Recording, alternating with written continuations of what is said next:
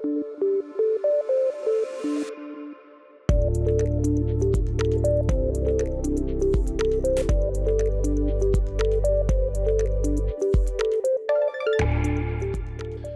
back, everyone, to the Kingscrowd podcast. I'm your host, Brian. We're going to be talking about a couple different topics today. So in the first session, I'm going to be joined by Scott Katoon. We're going to be talking about the launch of AngelList's new registered fund, USVC, what it means, why we think they're launching it, what that kind of potential implications of that might be. Then we're going to welcome our senior investment associates, Teddy and Leia, and we're going to be doing a deal review of Alaffia, a company that we have recently been taking a look at for the Kingscrowd Capital Fund. And we had them, we've done some interviews. They've been on the podcast, interviewed by Chris Lustrino. So we're going to be going over that deal review.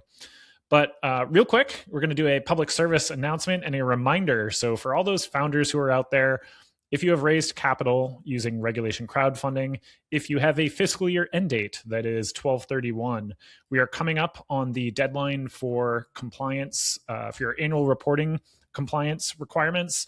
Typically, you have to file your Form CAR annual report 120 days after the end of your fiscal year. That is coming up here in April. I'm going to give you a quick overview of a free tool that we launched to be able to help you go and check and see if you are compliant. So if you come to compliance.kingscrowd.com, come here, type in any company name. For example, you can do Kingscrowd, and it will automatically pull all of your filings from Edgar. You can see we filed all of our annual reports. We did our annual report for fiscal year 25. We just filed that back on April 22nd, so we are compliant. But feel free to look up your company. It will also show you your Form CUs and CW filings, and just a lot of other really helpful info. This is a completely free tool. So again, compliance.kingscrowd.com. You can search for any company here. If you're an investor, if you want to see if your companies are compliant as an investor as well, feel free to put them in. So, all right. That being said, let's move on to our first topic of the day. Scott, how you doing? Oh, I'm good. How are you? I'm doing great. About to do better. We're going to be talking about USVC.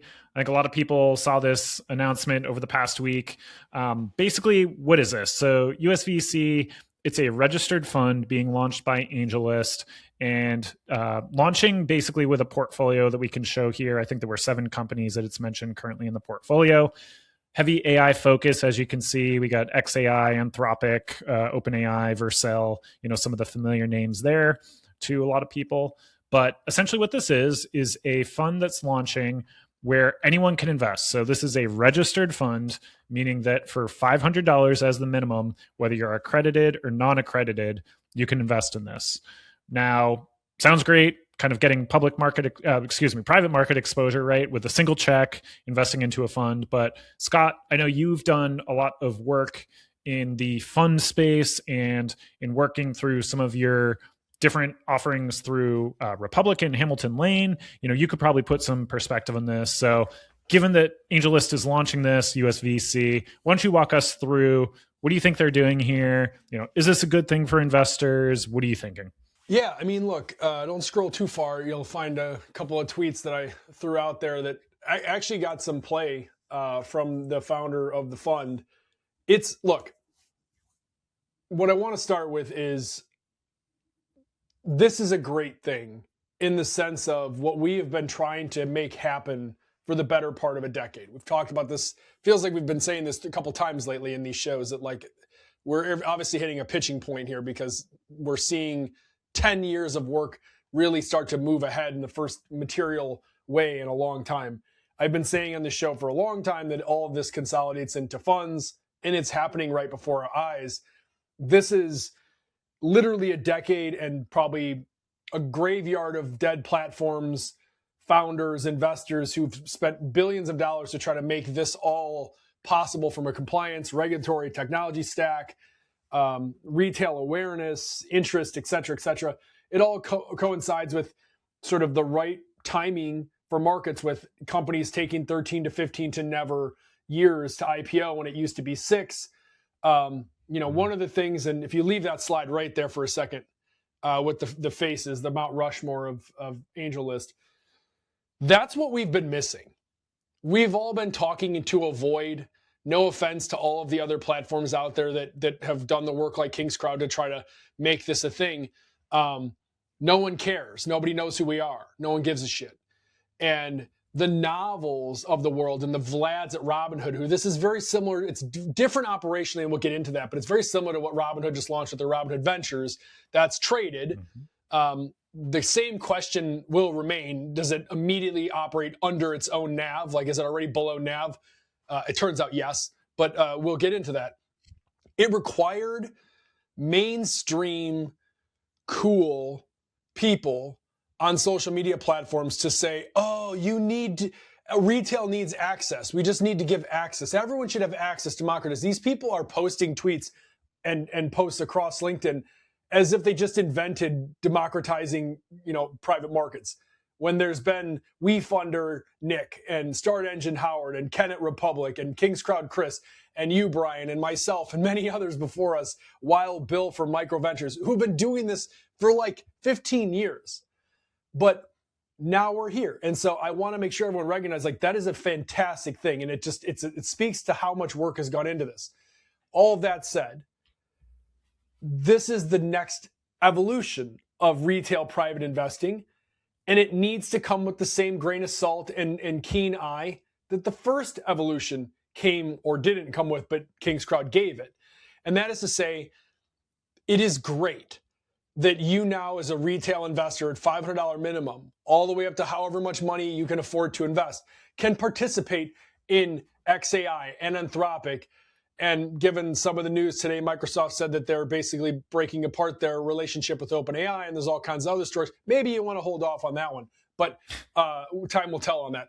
You should be able to get into these huge deals. So I think it's great. And I think the next wave of cool companies that comes through, and the next drones and robotics and whatever else goes through the USVC portfolio, the fact that you get to invest in these and rely on people who are, successful at investing and picking, as Novel is, and the rest of that team appear to be, that's all a good thing. But the issue, and this is a big issue, and this is an issue we have talked about on this show before, Brian, is what we call eloquently SPV lasagna. These funds are not necessarily investing directly into XAI, SpaceX, OpenAI, Anthropic. They're buying in on secondaries. Maybe in some cases they are investing early on, but I would be very surprised. And I've read through some of the documents. There's a couple of tweets out there. You really should go find the launch tweet from the founder, because the follow-up on that with several questions of people who are, I would say, in my opinion, very smart private investors who kind of broke down the fee structures and all this stuff. And they were replied to fairly transparently, which is a great sign, by the way, from the USVC team, that most of these types of funds, they did not invest in OpenAI and X.AI and SpaceX in their series A, B, C, D, certainly not seed. So like anyone who invested in that, they've either exited or they're holding, or this is their exit. And they're getting out at $1 trillion or $2 trillion for X.AI's hope, and so on and so forth. So like, you're buying things that are already later stage. They're not going to have the same multiple that retail is thinking X.AI, man, it's going to be the biggest thing of all time. The reality is much of its growth has already been eaten up. Yeah, and you don't so know what when you valuation. layer on top of that, right. And when you layer on top of that wherever they got their pieces from, there are fees, usually 2 and 20. There are fees attached to it. And then you will also have to pay a fee. I believe they're taking 10% carry on some of these, and it might be a 1%. Either way, it nets out around 3.45, 3.75% management fee when you layer in all the fees. And then you throw on top of, maybe it's a 10% carry from them, which may almost certainly be on top of another carry. And really quickly, I think the NAV's already operating underneath its original NAV. But and this is the problem with these kind of funds. So is it awesome? Yes. Is it something that people should give a serious look at? Yes. Is it something people should consider putting some money in? Yeah, frankly, just to experience it and exposure, who knows? But I just think it's important that retail understands that this isn't Amazon. This isn't Facebook's first launch. Like, we are at a different time in our private markets, and we're seeing companies basically have ventures suck all of the growth out of them before they go live, and then retail gets handed this like lifeless carcass, which will take a couple of years for them to kind of reach their actual value, and then they'll go up. So all of that is a long way to say, I am very excited. It doesn't sound like it, but I am very excited about this, and I hope that everything works out really well for them. But I do want to caution that we're also at a weird time in our private market world where look at how big that is, how high that is. That would scare the shit out of me, frankly, if I'm an investor. I'm looking at these at all-time high valuations, all-time high private market AI concentration, and I'm investing at the top as a retailer and paying fairly substantial fees for it. So that would be my caution. But I would tell you it's very exciting for the next wave of companies to come through, and these guys can get in on them at their Series A and let me invest for $500. I would love it. Only there probably won't be much room for me then. I agree with everything you said, Scott. I think a couple of things that just stood out to me that I did want to call out. I'm not sure. I haven't, again, dug into the detailed prospectus and everything, so please do your own research. I did actually find it interesting. I thought the fees were not terrible at the high level. Now, the question is, so showing basically the net fee is 2.5%. So they're only a 1% management fee. They're actually taking 0% in carried interest. They have basically, they're saying they'll strike the sales load. So it comes out to that net 3.6%, like you said, but then they're going to give reductions and reimbursements. I think that's maybe just for the first year through like October 2026. Yeah, it's not even the first year, a couple months. But anyway, not terrible. Like we see plenty of SPVs and other things with management fees that are above this, and then you get 10 or 20% carry, and then that. My question would be, to dig into the prospectus, to your point, if these are investing in SPVs, do those take their cuts out first of carry, and then this is what you're paying on top of that, which could very well be the case? I would almost assume it would be the case, not because of anything nefarious, but because of the way that this process works. There's preferences. And if you're a company who bought, and I've dealt with a lot of this. I actually, in a newsletter I'm going to be coming out with here soon, I'm going to talk about this a little bit, but like investing in individual deals that come my way where I will dig in and find out that the original investor sold a portion of their position, but not the portion that had the preference. And then that was sold at a discount, but then marked up and resold with a new carry and a new management fee, and even in some cases sold again, or a portion sold. So where you're now 3 times removed from the preference and never existed for you anyway, but they market it as if it's a part of Valor's or whoever's that would have a preference. They don't. And you're paying 30 and 40% carry on some of these investments in addition to multi-stacked fees. And you think, like, well, I get paid when they get paid. And that's just not true, because you're a secondary from a secondary from a secondary. You know what I mean? Right. So, and that's, again, that is not, I would argue it's a little nefarious in how the individuals, the last guy selling it for sure, but it's a structural issue. It's not a criminal issue. Right. Key point, make sure you understand what you're investing in, right? Do some research. If you're going to invest in this and you have an expectation, we are not saying that it's bad all around. There are people out there who don't want to spend the time to source these deals, who you probably can't get access to most of these deals. You're probably, a bunch of those people may be okay with paying that in fees, but make sure you actually understand what you're getting. Because to Scott's point, it may not always necessarily be direct investments in these companies. And as we mentioned, it shows these companies as being held on the portfolio. That says nothing about when these were acquired, at what valuations, at what prices. So just think of, where are we in this cycle? Is it worth it? Is it part of your portfolio strategy to invest in this? But I want to zoom out because, one of the things that made me think of, Scott, was just, what does this mean for the industry, if anything? And when I say kind of the industry, I'm thinking of online retail, investing in private markets, right? Because there are kind of these two camps. There's a lot of people, and a lot of like what we have been doing at Kingscrowd has been focused on this, call it like the individual stock picker, right? In a sense, these people are building their own diversified portfolio of startups. They're doing this, investing in tens or dozens of companies to be able to build their own kind of funds. because of that, they don't have some of these fees. They get direct access to the companies, et cetera. However, you're limited in scope based on the ones that are raising online, right? Versus this other camp, which are these funds that are launching. And I don't think this is going to be the last. I think we're going to see lots more like this. We already have just a permanent capital vehicle, and it'll be a minute before that becomes listed as an IPO'd product, in my opinion. There you go, right? Sequoia already has one as well.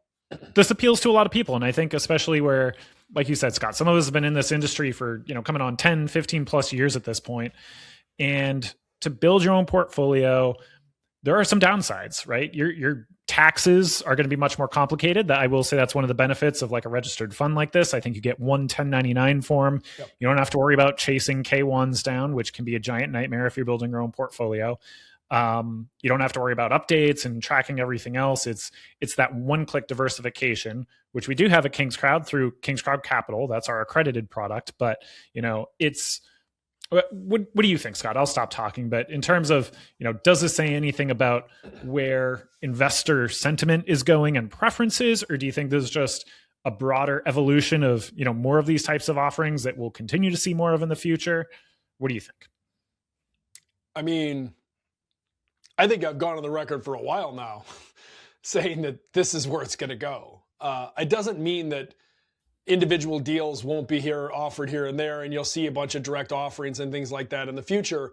But I think that particularly now, companies are getting in some ways simpler because they're smaller, but they're more complicated, and there's the technology gap between a regular retail Joe and that is a lot bigger than it probably ever was before.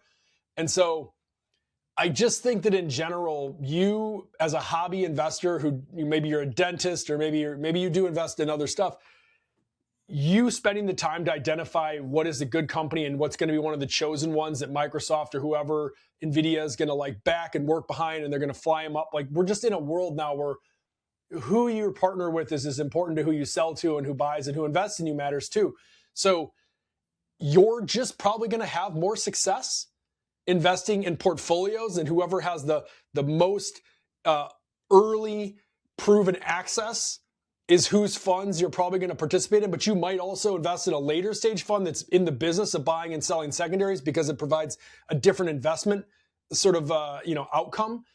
So I just think that like we are definitely heading in that direction. I think that the days of like the portal and you go pick all your own things doesn't mean it goes away, but I think mainstream, you're investing in these portfolio funds. But big but here, I really think that retail investors need to understand that some of this is about long term. Like, I believe that there's going to be 2 or 3 of the companies in that portfolio. Again, in the future, I expect them to show me, I'm sure in a prospectus or something, where they got their entry point and all this. I want to know all the stuff. But I expect a handful of those to be the most wealthy, most highest valued company in the universe. One of them will probably at some point here. And so as long as I'm down for a 10 or 15 or 20 year ride with it, because when it goes IPO, it is going to go down. It is. It'll probably get cut in half when public markets meet private, value. But that doesn't mean it won't get back to where it was like Robinhood and go to the moon. So if you're in it for the long haul, totally fine. But if you're an investor who's, let's say, 55 years old, I think you really got to look at the numbers and go, relative to the risk. Like, we're not buying in on a Series A where I'm still 100 or 1,000 X's in play. I'm at the 2 to 3X DPI in 2 to 5 years to 8 years, not 12 or not 1 year. Am I fees considered? Am I better off with SPY and an ETF and pay the ETF fees, which are not that dissimilar from these fees? But just the risk is almost zero. Obviously, there's always market risk, but zero relative to this, which quite literally could go to zero. These companies still could IPO poorly and go right to the ground. Scam Altman could get himself in trouble, and it just disappears like that. So the risk reward to me at some of these stages just don't make sense relative to the fees when there are public offerings that have similar or less or no fee. And you can just follow the market. You know what I mean? So I just would caution people that it's fun and it's great, but you need to be in it for the long haul and know why and how, and not be looking for don't treat this like unicorn hunting, because you're getting a unicorn once, a 45-year-old, animal running. It's not the young buck that it was when you first were hunting. We're in a little different phase. So pay attention, invest with your eyes open, ears open. All of that said, I absolutely love that this is the innovation we're seeing and all these things are coming around. So that's how I feel about it. I just think I do think the fund is the future. Yeah. Hey, like you said, we are happy this is launching. This is exactly aligned with our missions of what we want: more diversification opportunities, more access to everyday investors to be able to invest in the private markets. We're just saying, do it intelligently. And, shameless plug, but like Kingscrowd, if you're looking to find some of these companies that are earlier stage to build your own, because there's always going to be investors, Scott, who, yes, I know that I should invest in the SPY and just invest my paycheck and forget about it, but people are going to think they're better, right? They think they can pick the winners. They find it interesting. Fun. It's fun. There's an entertainment value in it. You learn and pay attention. It's not just, silly entertainment. Like, to be involved and get the quarterlies from X.AI and SpaceX and Grok and all these things, you're like, you are at a different level. And honestly, it probably helps inform your public market trading to a degree that's worth doing it. So, like, why I got into this in the first place is because I couldn't invest in funds that I wasn't wealthy enough to get into. So, like, to me, this is the full circle. And the only thing that's standing between me and you and our dreams, and this is not about the individuals who host these funds. It is about just the structural alignment, the fee structure of how private markets make money and how public markets make money and how public investors treat their money versus private. And we just haven't consolidated that yet. So you have this weird extra expense that retail has to pay to play ball at the private game, and no one has figured out totally how to jump it yet and also make money, right? And that's why, like, the 40 Act fund, is not as popular as it could be, because it just turns out to do a 3C7 qualified purchaser large fund with unlimited investors is easier and more economical for a private fund than it is to do an advertising campaign to try to recruit a bunch of $500, only get 100 investors at accredited investors at 3C1, non-accredited, you're a registered fund. Registered funds have a whole bunch of stuff that they have to do to stay registered. And, this from Reg A+. Like, it costs money to manage that kind of thing. And it is, for the last 25 years, it has just not been economical for people to go raise capital that way when there's access to large institutional capital. But that is changing.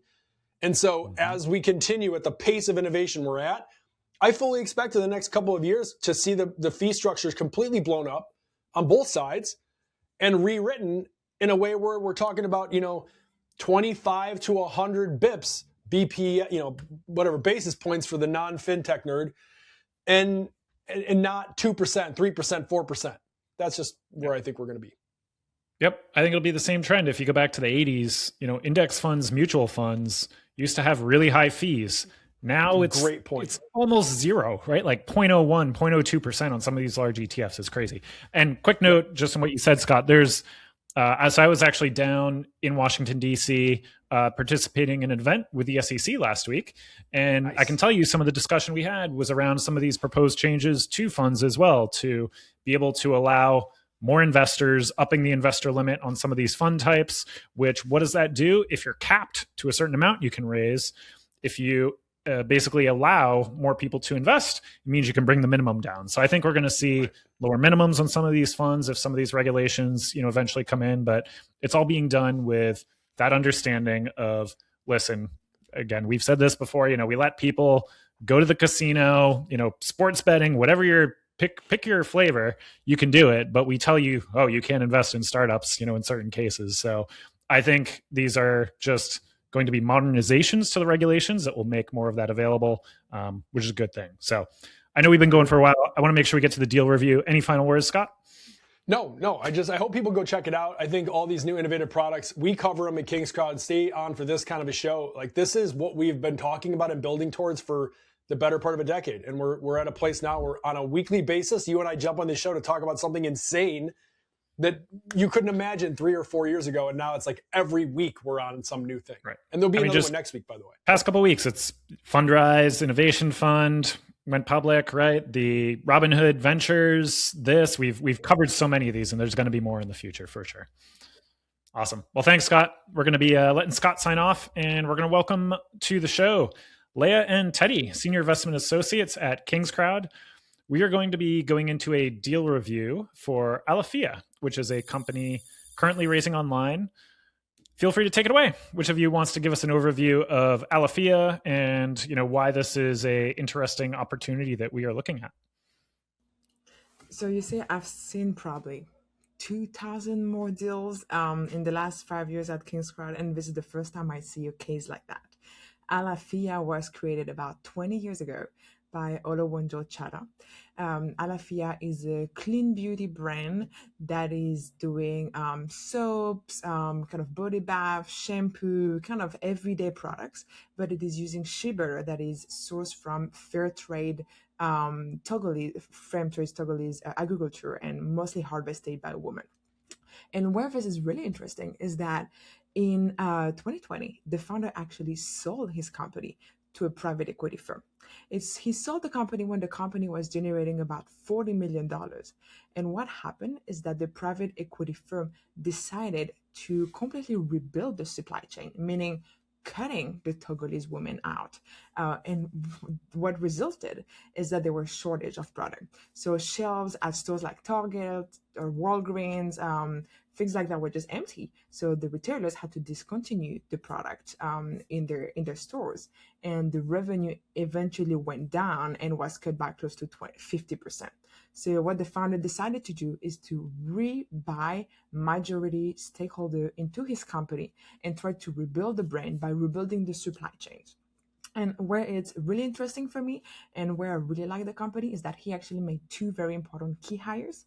One is the president, Isabelle Francois, and the second one is the VP of Growth and Product, Keith McBride. These two have decades of experience, and literal decades, not just founders trying to put an emphasis on decades, literal decades of experience working at Whole Foods and actually growing brands like Alaffia and putting them in the hands of customers. And where I'm really excited about the opportunity is that you have a company with about 20 million of revenue generated in 2025 for Alaffia that is raising at $21.8 million. That's a very reasonable valuation. And now there's an opportunity to rebuild the brand with a new company. So I think that today what we really wanted to talk about with that example is how an acquisition can actually mess up a company and what are the options for founders right here. Yeah, I'll just chime in. I think this is one of the important reasons why, if you just went and you looked at the prior 2-year financials, you can see fiscal year 24, 2.1 million, 750,000 before that. Now you can see we have also the revenue number as of March, right? Much increased, but if you went back and tried to dig into their prior financials, you would have seen this huge drop off. But there was an actual story that went into that, right? Like you can't just invest based on, the financials are declining. It's like, why? Oh, because they were acquired. The founder did something else. Now the founder is back. Teddy, I'm kind of curious what your thoughts are just in terms of, have you seen deals like this before? Kind of how do you look at this and like what were your initial reactions when you saw and heard the story of Alaffia and what's going on here? Yeah, I think as you mentioned, if you sort of look at this deal kind of in a vacuum, not knowing the corporate history of them, you see 183% revenue growth, which is more like 450% now with the updated March number. As you mentioned, like 20 million in revenue last year. And, really solid distribution, 4,400 retail stores. They're on Amazon, Target.com, Walmart.com, and in those actual retailers, physical locations as well. So it kind of has that nice mix of retail and D2C, which is always what you're really looking for when evaluating CPG companies.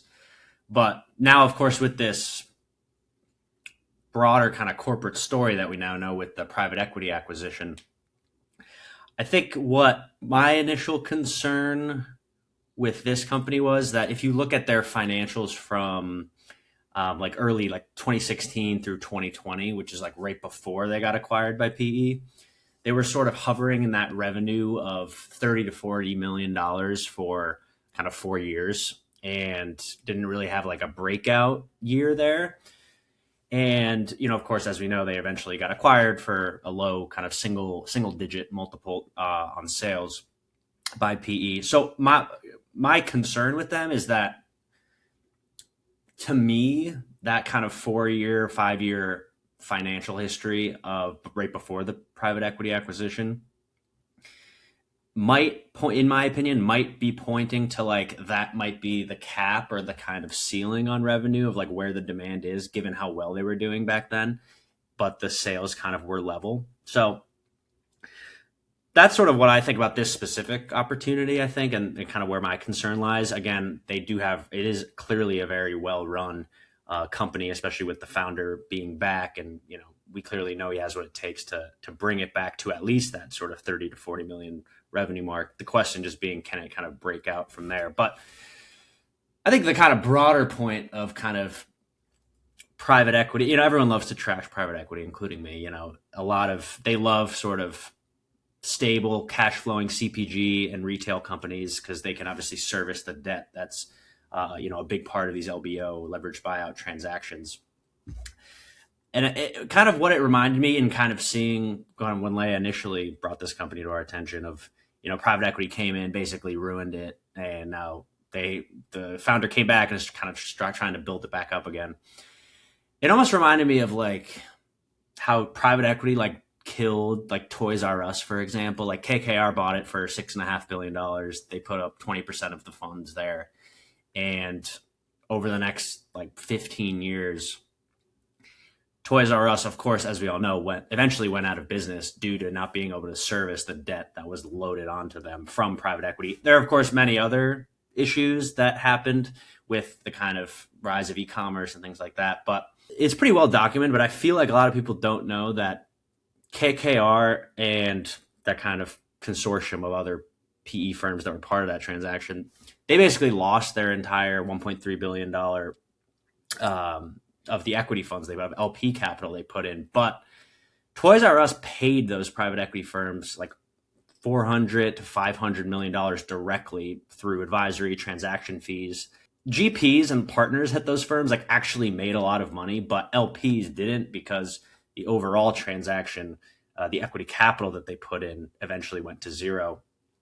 But private equity funds and firms collect a lot of advisory and transaction fees like through the life cycle of their investment, which is something that's, I think, a lot of the reason they get a lot of stick from society in general is because something where all the Toys R Us employees lost their jobs, LP capital went to zero there, but the partners still made a lot on the kind of yearly fees that they made in kind of servicing that investment. So anyway, that was long-winded, but that is what this company reminded me of. But Alaffia, bringing it back to the actual topic of this, super interesting company. They obviously have a great CPG profile and like exactly what we look for, but that sort of breaking to the $100 million revenue mark, which I think is really where it needs to be to get a potential 10x here,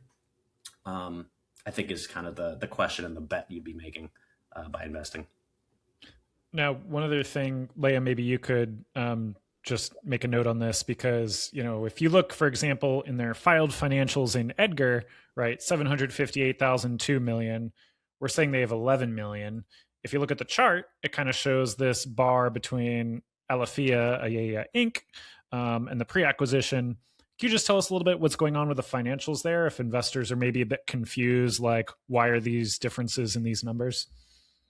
So the founder actually restarted a company called Ayaya when you kind of see that orange starting, so around 2023, because he could not yet sell Alaffia's products, so he had to rebuild a company from scratch. Alaffia was still being operated by the PE firm, and so Ayaya actually reacquired a majority stake in Alaffia in June 2025. So that's why officially they can only recognize more or less half of the 2025 revenues, but the actual brand Alaffia generated, the money that you see in dots on this chart. So that's why it's a little bit confusing. I didn't want to change it on Kingscrowd because I wanted people to not know what was the actual gap numbers. But that's why if you read the report, this is all clarified and explained. And another thing I want to discuss related to what Teddy say, I think I'm myself, I'm not a big CPG investor. And I'm always concerned by growth. Are customers really going to buy? Especially when you look at Alaffia and you realize that, as Teddy said, the revenue kind of stagnated pre-P acquisition. You're wondering, are they really going to be able to make it?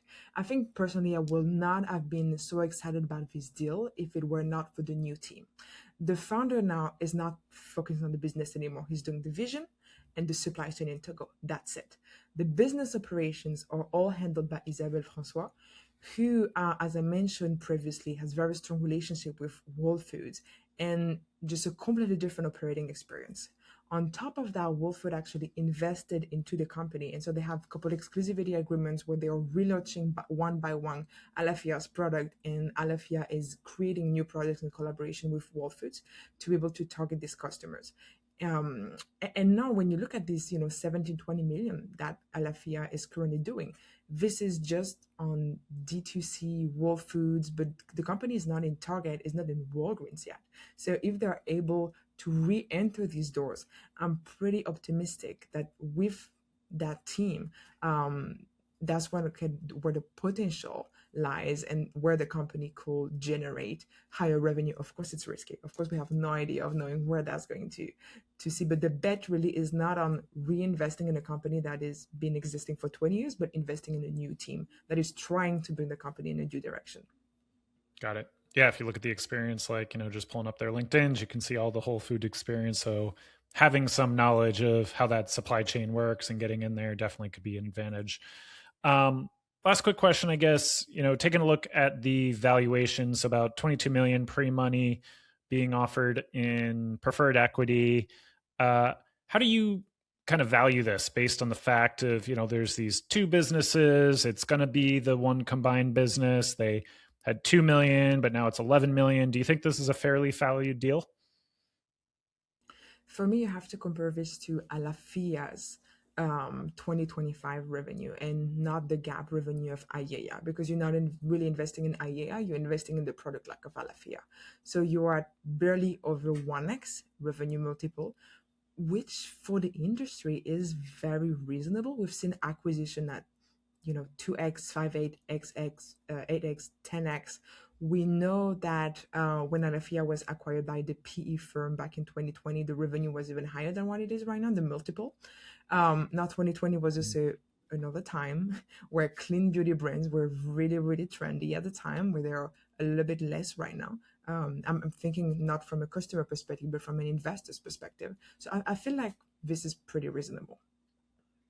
Got it. Teddy, any last words, either about, I don't know if there's something to be said here in terms of just the power of founder-led companies, right? Does that give companies a special advantage in some way, or do you think this is really just some other story? This story is super unique in that this founder is clearly shown the ability, as we see, between 30 to 40 million, getting it to that range. And now the story is, okay, he's coming back. He bought the company.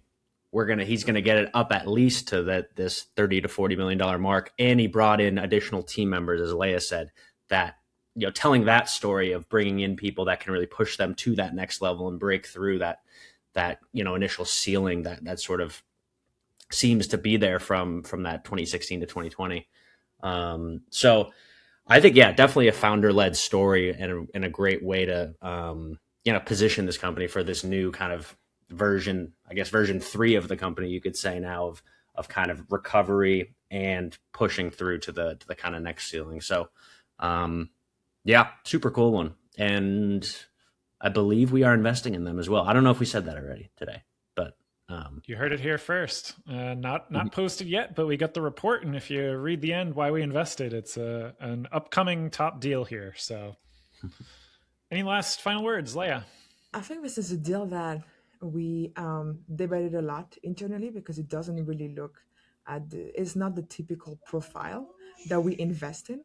But I think it's really for this company a bet on the team, and a product that is differentiated and successful. And this is where, for me, in early stage investing, you really have to look at the passion behind the founding team, behind the key members, and kind of sometimes just bet on them not giving up and truly wanting to bring the company to new highs. More than anything else, for me, this is really a bet on the team. Yep. Yeah, I love it. And also, I don't. It might seem like I hate private equity in general. Private equity can be great. It's just there are a lot of, as in with any industry, of course, there are horror stories and examples of poorly executed transactions. So I don't hate private equity, just to make it very clear. But it's interesting to look back at history sometimes. Well, that's on the record. You heard it. Teddy does not hate private equity, but we'll end it there. It was a great deal review. Thank you, Leia. Thank you, Teddy. And thank you to all of you for joining us for another Kingscrowd podcast. We'll see you all back here next week.